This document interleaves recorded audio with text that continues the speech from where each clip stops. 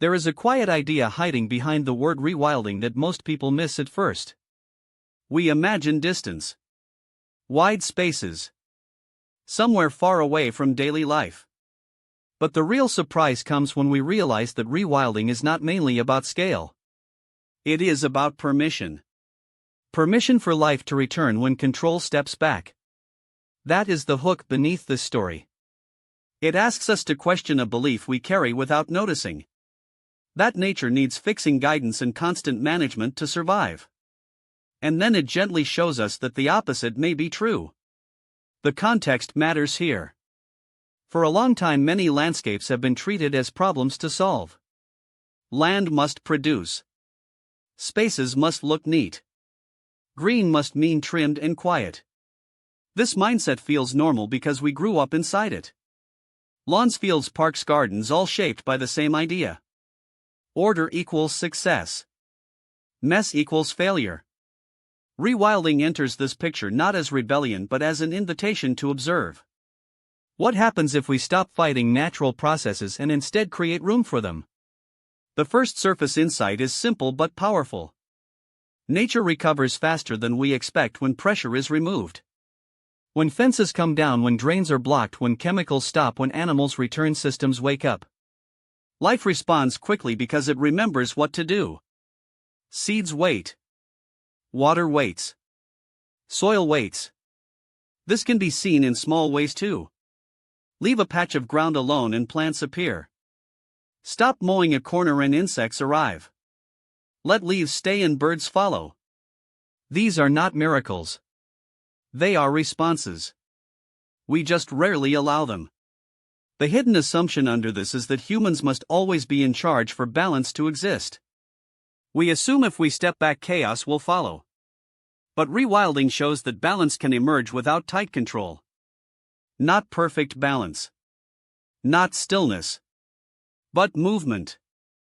Change. Adjustment. In many systems, including our own lives, too much control creates fragility. When everything depends on constant effort, it collapses easily. When systems are allowed to adapt, they become resilient. This is true in ecosystems and also in people. Children, adults, teams, communities. The third insight reveals a pattern that repeats everywhere. Biodiversity thrives in edges. In messy places. In between zones. Not in flat, uniform spaces. Variety needs difference. Shade and sun. Wet and dry. Short and tall. When everything is the same, very little can live there. This applies beyond land. When routines are rigid, creativity fades. When schedules are too tight, rest disappears. When expectations are narrow, people hide parts of themselves. Rewilding reminds us that richness comes from unevenness. From allowing different rhythms to exist side by side. A new perspective begins to form here. Rewilding is not abandoning responsibility. It is redefining it. Responsibility shifts from control to care. Instead of forcing outcomes, we shape conditions. Instead of managing every detail, we watch and respond. This requires trust. Trust that life knows something we do not. Trust that letting go does not mean losing everything. It means gaining complexity. Applying this to daily life can be surprisingly practical. In a garden, it means letting some plants stay even if they were not planned. In a park, it means accepting longer grass and fallen leaves. At home, it might mean not fixing every problem immediately. Letting conversations breathe. Letting children struggle a little. Letting ideas develop before judging them. At work, it might mean allowing different ways of working instead of one perfect system. At a personal level, it can mean allowing parts of yourself that do not fit the neat story you tell others. Messy interests. Slow growth. Unclear paths. These are not failures. They are habitats. There is also an optional deeper layer worth sitting with. Our idea of beauty is learned. Clean lines, short grass, silence, order.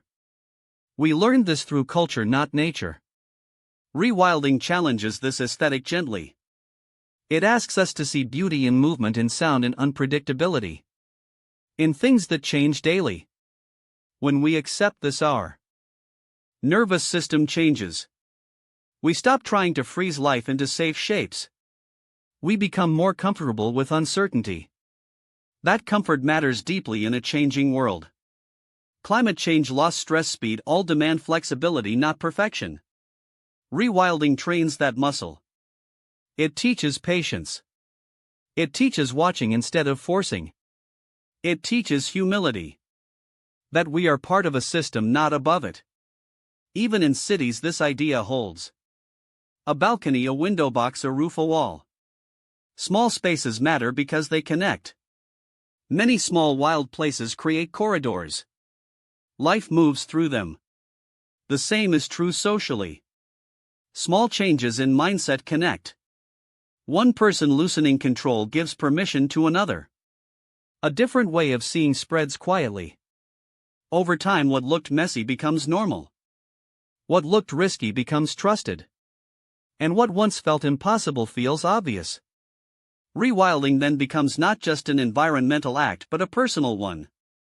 Letting parts of yourself grow without constant trimming. Allowing rest. Allowing change. Allowing not knowing. This does not remove responsibility. It deepens it. Because care requires attention. Watching closely. Responding wisely. Not dominating. As this idea settles, the question is no longer how much space do we need. The question becomes, where can we step back just enough to let life do what it already knows how to do? So if you looked at your own space, your habits, or your expectations today, where might a little less control allow something unexpected to grow?